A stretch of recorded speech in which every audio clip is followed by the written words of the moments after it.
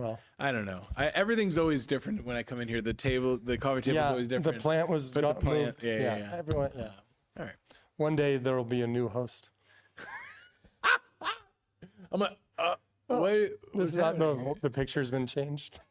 Same body, just different. Right. Hey, folks, welcome back to Funniest People You've Never Heard of. I'm your host, Peter. This is Todd. Hey, everyone. Holy cow, we have a great guest for you today. You have seen him on Barry, Big Little Lies, 911, also a ton of Geico commercials, and how could we forget, he joins our bloodline of unstable cast members. Yeah, we're knocking that whole cast out. Chris Aquilino. He is an absolutely legendary, fun, cool dude that hangs here in Los Angeles from Ventura. We talk a little bit about where he grew up, some audition tips, and some fun stuff along the way. Yeah, he had that Ventura vibe because, like, a chill dude, as he points out, he's just like a different energy than like a stand-up. Not that you guys are obnoxious, but different energy. And he has. You can tell why he would walk into an audition and like get it, because he just has that kind of like, I don't need this, you need me type vibe. Almost, well, he talked about how he may quit. He may quit even by the end of our episode. You have to tune in to find out. I think I think that was just his way of flirting. He's like, I could quit at any moment. Yeah. I don't even. Yeah. Once I told him the deposit at Third Wheel is non-refundable, he's like, I'll fucking walk out. Speaking of, this studio is absolutely spectacular. Third Wheel Podcast Studio, right in the heart of Hollywood. Whatever heart is left in Hollywood. If you're Not much. Less and less every episode. If you're looking to shoot a podcast or simply, hang out, check out Third Wheel Podcast Studio. Or come meet us. You won't know when we're recording, but just come knock on the door. Yeah. And if it happens to be us, great. If you happen to end up on someone else's health and fitness podcast or some bullshit. Body by Leslie. I don't know if she does a podcast, but if she did, she would do it here. She got a lot of mention this episode. I don't think we're giving any free advertising. Speaking of advertising, our sponsor is Bamco. Bamco is an amazing merchandise provider. They've got connections all over the world for your company, for your business. If you want merchandise to get out there, get the name of your business out there, they're the ones to go to at Bamco.net. Bamco.net. You got to go. You got to check out everything that they have to offer there. They provide us with these cool Bamco hats, but also our hoodies. By the time this airs, maybe we're sold out, maybe we're not, but you can go to our Instagram and check it out. See if you get a Funniest People Pod hoodie. Yeah, get a hoodie, get cozy, listen to this episode. And hey, if you've listened to this episode and you're yearning for more, you need some more Funniest People, go and check us out on Patreon. And you know what? Our conversation today is great. Please enjoy this chat with Chris Aquilino.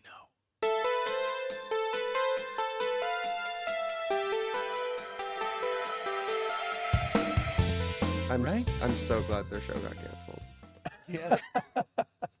Please don't post that. That's Hollywood. We do like to come in with a little bit of reality. So I think I just got my piece. We do come in a little hot. Hey, how's it going, everybody? My name's Peter Murphy. I'm 6 feet tall. I go to therapy. Today I'm wearing Uggs. And I host this show called Funniest People You've Never Heard of. Today, our guest is the very funny, the incredible actor, oh my gosh, Chris Aquilino. Hello, everyone. Chris, how are you doing, sir? I'm good. As we stated, it is so weird to be staring at myself on this TV off camera, but I'm okay. Let me say something as well. Yes. It's weird to be staring at me looking at you. Oh, yeah. Because, like... It's like Inception. Yeah. Well, as the producer of the podcast, you both look great. Thank you. Todd is here in the the outfield. I won't let you get any bad angles. No bad angles. Thank God. And the lighting is good, which I appreciate. Yeah. Well, I did some reconnaissance work. Okay. I saw some clips. Nice. I'm like... Were there any clips that you watched that you were like, oh, maybe this is a bad idea? Yeah. Anyways, what are you guys? Oh, boy. I'm just kidding. I'm kidding. No. It seemed very, I was like, Rachel was like, you should do it. It'll be fun. And I was like, of course, yeah. And then I watched and I was like, you guys seem really sweet. And I'm not a stand-up. Right. Like, just like coming out as myself and just being like, are you guys seeing the news? And I'm like, that's my impersonation of stand-up. Nice. Well, the premise of the podcast, of course, is to be entertaining, but it's about people who are making their way in the entertainment industry, whether it's as an actor, stand-up, or writer. Yeah. I'm a reality TV producer, so it's all just getting people's journey, and then Peter saying stupid shit along the way to get the clicks. You know, Chris, I gotta say, I like your vibe, dude. You do? Yeah, it's like It's very curated. I've worked Yeah. on it for years. Really? Yes. It's like it's my crowning achievement is like being a chill ass vibe. And That's you know great. what's crazy is like I don't really smoke weed. Really, I'm just from Southern California, so it's like kind of like baked into like that's sweet. it's just to kind of go with the flow. And then I like meet people from like the East Coast, and I'm like, Yeah, That's- I want to get into that. But first, we gotta, track how you got here. And you referred to us from the wonderful Rachel Marsh. We Yes. got to, show you a clip right here. dear of friend Rachel Marsh. Rachel saying some things about you. Who's a funny person that we should feature here? Okay, I'm gonna say Chris Aquilino. Okay, how do you know Yeah. Chris? Also from Unstable. Great. I know. We're working our way I up to know. Rob Do you Lowe. not know Chris? I don't think I do. Okay, Chris is so funny. Also a half Filipino actor. Was in like Silicon Valley. Like he's also one of those people you look on their IMDb and it's like 60 credits. You're like, whoa, I should know like this person. Yeah, exactly. Not that you don't know Chris, but he's not famous. So mean. Huh? Yeah, I know. She's got to be like, well, he's not famous. What's famous, anyhow? That was what Rachel had to say about That's you. very she, sweet. She seems really impressed by you. She is we met working on that. We met at like a random improv show, but then at the table read it was like there was just this like half Filipino connection of like we should be friends. And then we realized we both have like the same like religious trauma. We're like, oh, we're actually kindred spirits. Really? It's gotten like it like has gotten deeper in time, and we're like, yeah, she's like a sister to me. She's the best. That's wonderful. Yeah, Yeah. we're working our way around. So it's Aaron Branch, Rachel Marsh, Yeah. you, and then I don't know. Eventually, we'll get up to Rob Lowe. Yeah, would from love. the unstable team. Oh my gosh, that jawline. Are you ready? How was it? No, I know. I've got to be Prepare careful. I might yourself. get cut. I might He get is cut. I so wear gloves. beautiful. He's one of those people where you're in the same room and you're just like you don't belong amongst normal people. That's an incredible presence to have. Yeah. Now, in Unstable, there's a really interesting cast because there's Rachel, there's Aaron, who are newer to the game relatively to Rob Lowe. Yeah. What was the vibe of that set? And then we'll talk about your vibe in East Coast, West Coast, South. That set was really fun. It was like the writing on that show was so good that like they wanted like all like our directors and the EPs would come in with like the most subtle redirects. Ooh. And it was like being on a set, sometimes it feels like you have these like blinders on where like nothing else exists, and as like you're just wanting to hit the mark. Yeah. Like I feel like acting a lot of times feels so like less artistic but more technical, where you're like, I'm not an artist, I'm like a technician right now, especially with comedy when it comes to like finding the musicality of it and the timing, and like a lot is helped in the edit too, Sure. of course. But and I talked with the casting director at the table read, and she was like, this show has been really challenging to cast, to find people who can serve the writing, because the writing is like so the star of that show. Oh, interesting. And Rob Lowe, but the writing too. Yeah, right. And so when you're there, you're focused a little more on what the words or what highlights the writing. I would say honestly, and like working with Aaron, because I was Aaron's love interest for a few episodes on it, it was a lot of like, when I auditioned, I was like, oh, I kind of saw the scene going a certain way or having this certain energy to it. And then it's just so different just when you get to set, especially, I think we were still shooting during, can I say COVID? Can I say that? Wow, I don't know. Oh, Controversial. Too soon. Controversial. Yeah. Oh, yeah. Right. As long as That's you what get I- into your stance on vaccines. There were a lot of Yes, click the link right here, and I'll give you my official stance. but there was a lot of barriers. Yeah, and so then to be like, masks off, here we go, let's do comedy right now. It was Yeah. like, it was kind of crazy because I think it was summer 2022.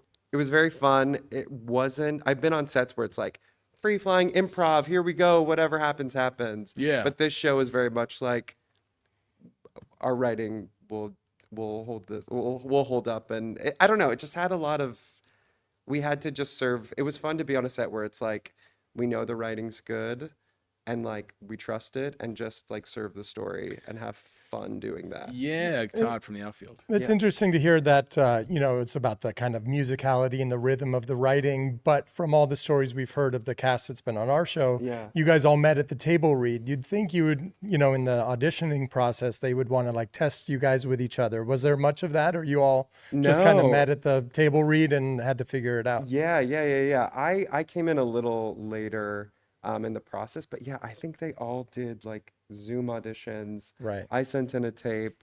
But yeah, it was crazy to like, I also think, yeah, it was such an interesting energy to just jump in and be like, because I've also done like improv and like UCB and all that stuff. Brag. Can I say UCB? Brag. Yeah. Right. Well, that's an interesting thing. You come into a set. That's why I wanted to ask you that. You come Yeah. into a set as a co-star, guest star. There's, law already established. Hey, Mark, he got too drunk the first night. People got nicknames for each other. Yeah. So and so pisses in the corner. It's their set. You know what I mean? They're the top dog, and you got to have a good vibe to be able to come in and mesh. You can't come in, bull in a china shop, knocking things over, right? Like I said, curated. Yeah. Yeah. You're just boiling inside. Inside, you're a furnace. Yeah, I'm we like, got to I- get to the real you by the end of this Yeah. episode. Oh my God, no, But that's part of it, right? Like you said reading it's a not- room. Yeah, You can't exactly. teach people that. I think like being a guest star or co-star, especially coming in when you're only working one day. Luckily on this show, I was there for like over a course of a few weeks, and so it was like you get more comfortable. But yeah, it was so like being a guest star is like the hardest job Yeah. in Hollywood because it's like you're expected to kind of know your function inside and out, and then also show up and pretend as if you're like the most comfortable person on earth when Yeah. you're quick, like you're learning in real time, like what is the vibe, what is this ecosystem, like who is someone who wants to be talked to, who isn't, who's a little more reserved. Yeah, it's got to feel like you got hired to be a flight attendant, and you start in the middle of the flight, Yes. right? Yeah. And So, what are your tips on just kind of getting into the groove? I think that is such a good question. I don't know if I've ever really been asked that. I think just trusting that, like, when in doubt, like, just have a good attitude and, like, Yeah. be helpful and, like, kind of buoyant energetically of, like, yeah, whatever you guys need. Like, you literally get hired to solve a problem. Like, they have, like, if you come in, and what was crazy was, like, there was one day where one of the producers was watching tapes of like a co-star auditions, and he was like, do you want to watch these? And like we could literally just see, like, he was just like sitting on his phone being like, this guy or this guy, and I was like, I like that one. He's like, I like that guy too. Wow. I was like, and I was like, people are getting booked off of iPhones. That's like, how it happens, in a yeah. tent. And I'm like, that's Wow. great. Yeah. But how many Instagram followers do they have? Do you think that's important? Do No. like in your on your end of things? I don't think so, but people talk about it enough to where they make it important, and I don't know. I kind of think it's cool to have like no Instagram followers. Yeah, being And- offline is a luxury, isn't it? Right. And like there's so much discourse of like, if you want to be famous, you need to be seen. You need to put yourself out there. And I like my brother lives in like this little mountain town. He lives in Ojai and he like builds boats. And like his kids like There's not a lot of water out there, so well he drives down to Ventura. Yeah. right. And like I was just up there yesterday and I was just hanging out and I was like, there's a lot to be said for like not being a public figure. Yes, being a blue collar worker is the coolest thing you can do in 2025. Totally. I think a lot about like not doing this.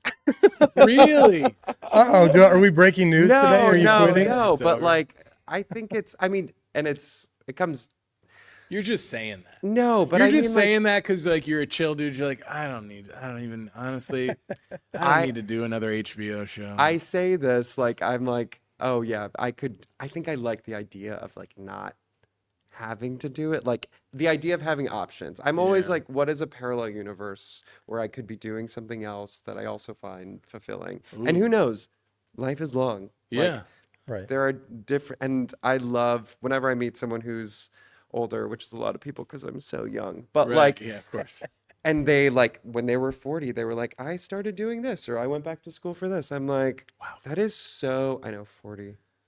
It is so far away from me. Right. But like to go back to school at 40, Right? that's a different Kind of thing. badass. Yeah, just start a podcast like every other 40-year-old in the room. Maybe you should be a parent. Have you thought about that? I have thought about it, but I also like I'm an uncle of 7. Whoa. I know, How cool are you? Do they look up to you? My goodness. some of them also like neg me. Like some of Yeah. them like because I'm the youngest, so like I think one of my nephews just like thinks I'm also a kid, and I'm like I'm actually cooler than your dad. Like you're gonna see that one day. But I'm like I don't know. My family's like carbon footprint is like pretty big. I'm like let's just we have enough kids. Like maybe I can just be the really cool uncle, and Fair. they That's can true. come to LA and visit, and I'll bail them out of jail if they need it. Yeah. Have you know. some bail money. I have just a some extra question. bail money. Since you're talking about already the end of your career, we don't always go in order. It might happen in got- the next 30 minutes. Yeah, Yeah. this Yeah. will be the first podcast someone walks out of. We got the room booked for another 30, so Great. don't Yeah, rush it. I'm done. But, in talking about fame or celebrity and all that stuff, what got you into comedy? Was it wanting to be famous? Was it wanting just to act? Was it being addicted to making people laugh? Like what kind of Yeah. drew you to? I think like growing up closeted and you guys, I'm gay. Closet. What? I More know. news. Hey, guess. All right, here we go. But no, I Okay, Ellen. I think when you grow up like I grew up in a pretty religious household, and so it makes you incredibly observant to see how people react to you. Like if people can kind of clock like you're different, like you're not like all the other boys playing basketball, you know? And so I think it made me incredibly observant, and then I also was like, if I don't want people to talk about me being like girly or like gay or like chubby or all that stuff, like let me give them something else to talk about. It's very like Gilda Radner, like Yeah. change the conversation, you know? Yeah. And so I think developing a sense of humor was like an armor in a lot of ways. This is not new, but like it was. And then I did like singing. I did like solos in church. I sang. And so that kind of led me into like musical theater and doing theater in high school, and then went to college for theater, and then moved to LA, and everyone was like, you should do comedy. And I was like, it's kind of cringe, but You moved to LA from where exactly? I grew up in Ventura, Okay. college in Irvine. I went to UCI, and then moved up here. But then, yeah, I did UCB. Yeah. But then I was also like, at the time, like doing commercials, and like I had booked Silicon Valley, and I'd seen so many friends be like, I want to get on a Herald team, and I'm like, I'm kind of already doing the stuff that like I Right. want to do. So, and also I just left a cult, like the church, like the evangelical church. So like joining another one. Doesn't sound great. Yeah. Yeah, but I know you guys met at UCB, right? Yes. That's right. Okay. Yeah. Yeah. Just taking classes. I never was like real into the cult. How did you like become friends? Like, Oh, good have you discussed this? Because how do like adult straight men become friends? That's actually interesting. Todd and I to me. became friends because we were in like UCB classes. It was, I think, maybe the first couple months that I lived in LA. At the time, I was, just like hanging out in the indie improv scene. Yeah. And we were forming indie groups, and, everyone in your class you would hang out with. And we would hang. And there was one time where Todd invited us over to his place. He was living on the west side, and I had never taken edibles before, ever. How old were you? Ooh, how old was I? I was 24 maybe, and I'd never taken edibles, right? And I took like 2 whole edibles. Were they like homemade brownies, or were they like? They were from Yeah, because this was before it was legal. Yeah. so it One was a Rice would've Krispie been- treat, one was like a brownie. And I was like, oh, this isn't working. I'll just eat both of them. I get to Todd's place and I cannot stop laughing. We go to this like UCLA like grad party, and like there's this girl that like I was standing in the corner because I was like, I'm not talking to anybody. This girl comes up to me and she says, "Hey," and I go, "What do you think about all this?" Her friends are like, "What? Who is this weirdo? Who's this weird, crazy dude?" But Todd stuck with me the whole night, and they didn't have to like babysit me necessarily because I was just like, "Whoa, in the zone here." And then we'd celebrate a couple birthdays, and then lost touch for a little bit. Then got back in touch. What do you remember, Todd? What do you remember? Yeah, I want to hear I was your end of going to be this, so insincere and just be like, I found the least funny guy in the class to make me look better. No. Be earnest. No, yeah. I mean, that's definitely an original memory. But I think, to your point of like straight men becoming friends, I think when you're younger, you either play sports with people or through school, and you kind of, if you're single, you're like, is this my group that I can go out with and like, I'm going to sound like such a douche, but it's true. Like meet women, right?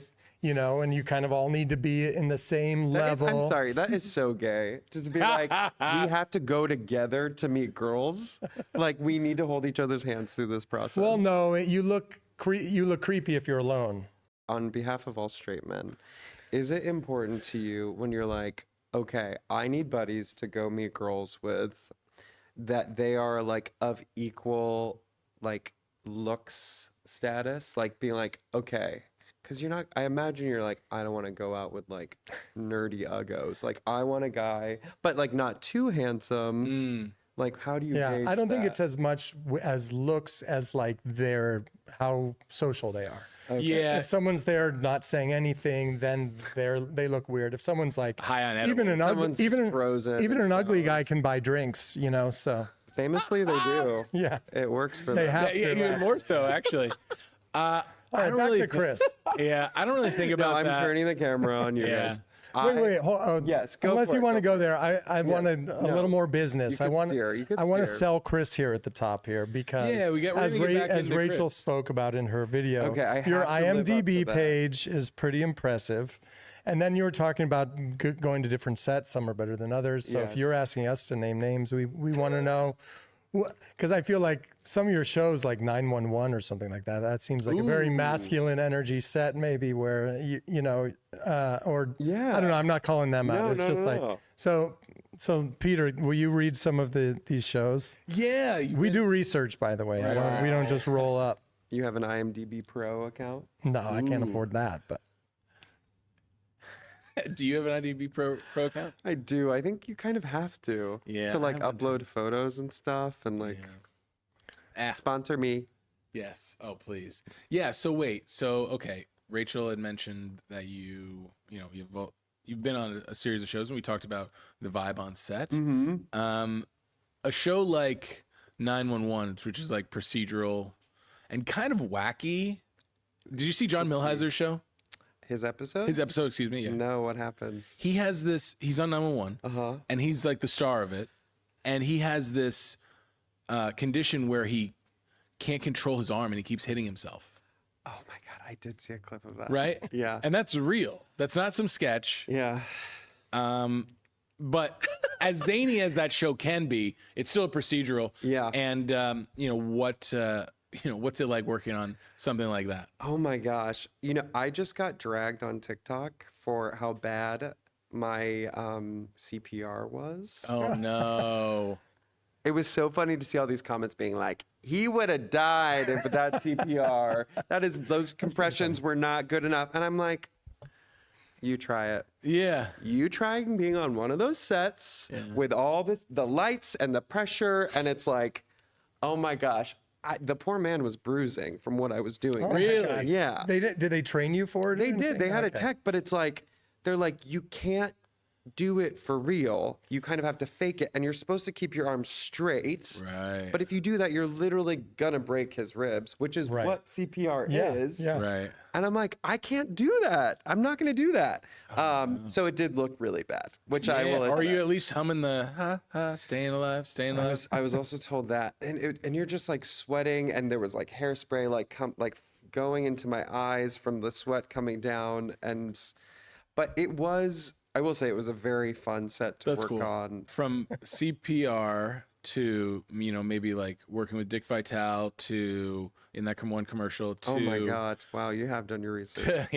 to Silicon Valley. Yeah. And you know, what's the least believable job that you portrayed on screen? What is the least believable job?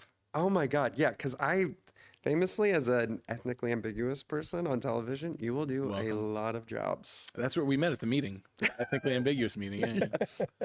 I might start claiming Filipino, honestly. Why not? You could. Thank Yeah. you. It's good. It's a good look. Thank you very much. Funniest Filipinos you've never heard of. Ooh, ding! Here we are. Yeah, that's our offshoot. Yeah. What Least is believable, yeah, on screen. least that you believable portrayed. job.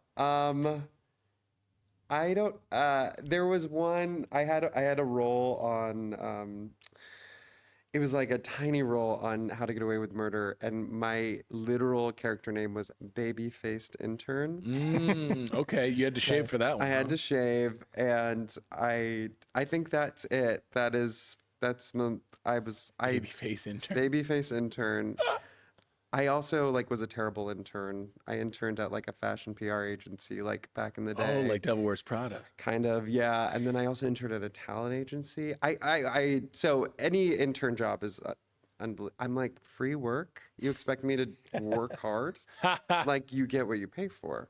How long did you stay at the fashion house? Oh, that was like 3 months. That was Really? like, yeah. And at the end of it, my boss there was like, so now that we're done, like, what do you want to do? Like, how can I help you in your career? And I was like, I think I'm going to be an actor. And he was like, I can't help you with that. That's like the one thing. He's like, if you wanted to like be an editor or like anything, like also skewing more toward fashion, he's like, I can get you like coordinator, like, and I was like, I was like gifting like Taylor Lautner penguin swim trunks, and I was like, I can't do this. Wasn't like, your calling? It wasn't, and like that's they say out of college, they're like, where you intern, see what your boss's life looks like how that's relaxed, smart. like, and I saw everyone's lives, and I was like, they all like, they veins are like bulging out of their foreheads. It's not like, the life you yeah. wanted. No, and like now I'm an actor who's in an industry that is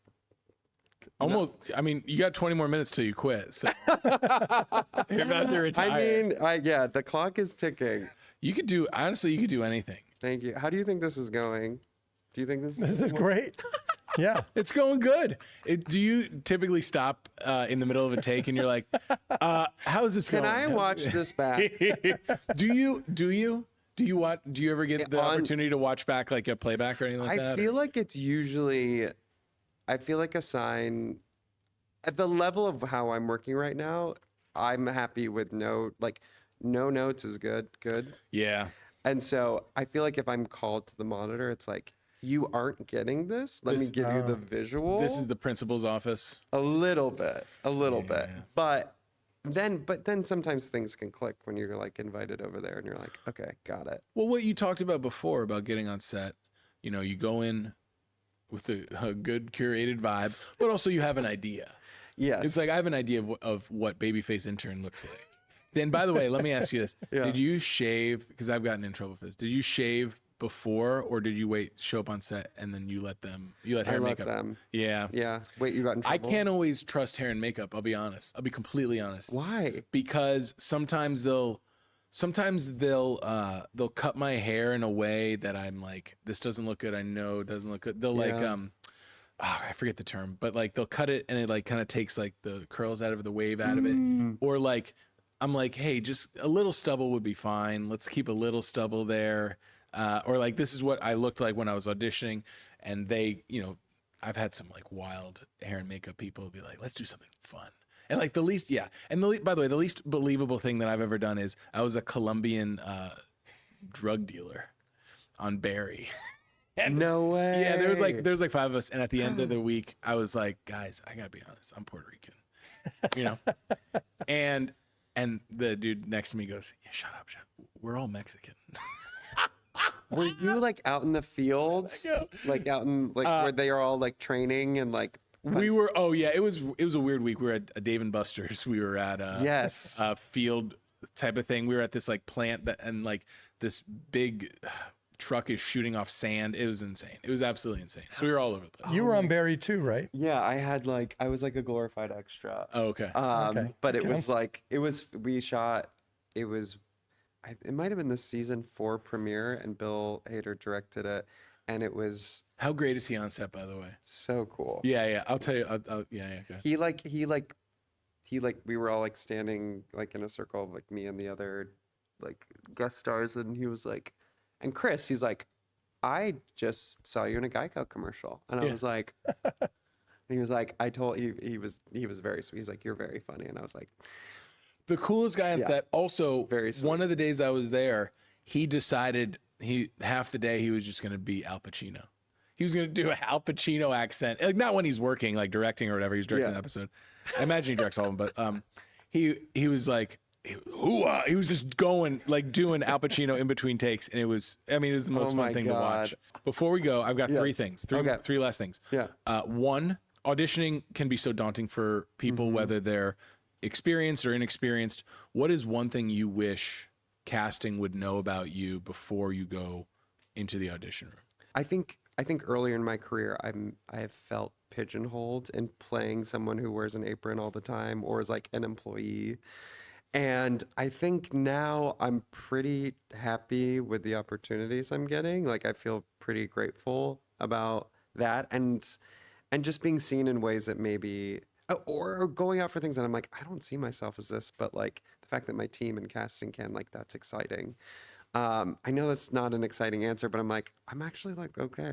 Yeah, I think that's real. I think that's important. Yeah. Just be like, grounded in yourself. Totally. That's yeah. important. I think too, I'm sitting in the space of like, hey, if I know that my big break, my succession, my whatever isn't going to happen until 10 years from now, like, what do I want this next 10 years to look like?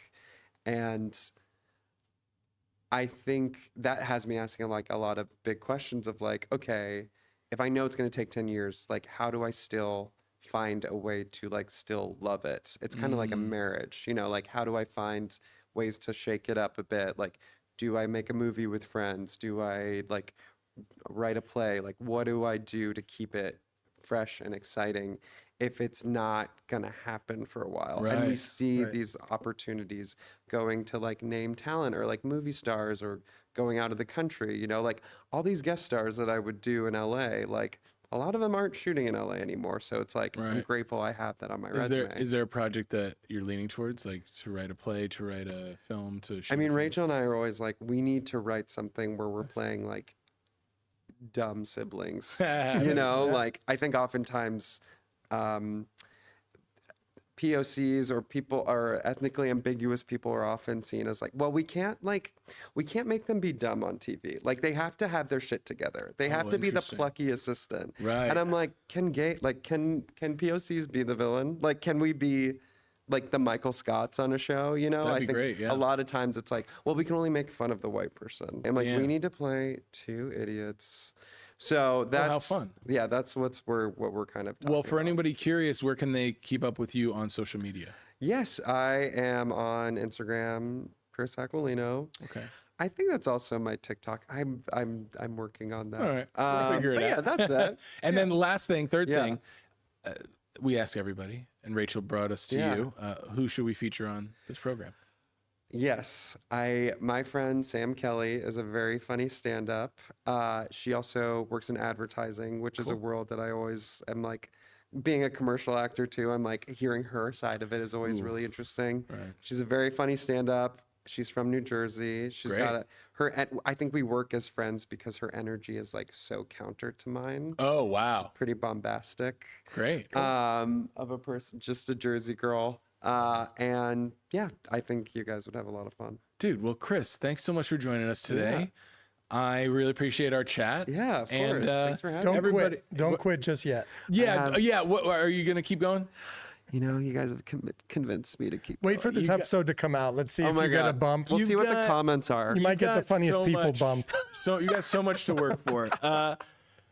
That's Chris. Thanks so much for joining us. Hey, catch us with some more exclusive content over on Patreon. See you next time. Bye. Funniest People You've Never Heard Of is a production of Toby or Not Toby Productions. Executive producer Todd Fields, producer and host Peter Murphy. Studio space provided by Third Wheel. Theme song written and performed by Justin Fields.